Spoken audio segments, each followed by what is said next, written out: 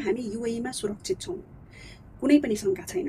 हाम्रै फोनमा मेसेज आउँछ कति बेला भित्र बस्ने, कति बेला बाहिर जाने भनेर। यो कुरा त युएईमा बस्नुहुने सबैलाई थाहा छ नि, होइन?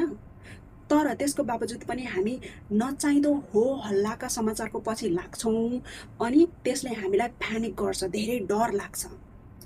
अब तपाईहरू हामीहरू पनि त्यस हो हल्लाको एउटा भाग नबनौँ। कुनै पनि भिडियोको कमेन्ट सेक्सनमा गएर तपाईँले कमेन्ट गर्नुभयो, नचाहिँदा कुराहरू लेख्नुभयो भने नि तपाईँलाई पनि सजाय हुन सक्छ।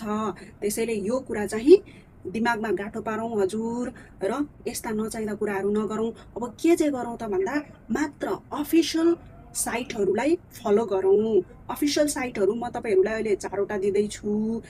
पुरा भिडियो हेर्न युट्युब च्यानलमा गएर यो चाहिँ भिडियो हेर्नुहोला र कुनै प्रश्न छ भने कमेन्टमा सोध्नुहोला। युट्युबमै सोध्नुभयो भने चाँडो जवाफ दिन सक्छु।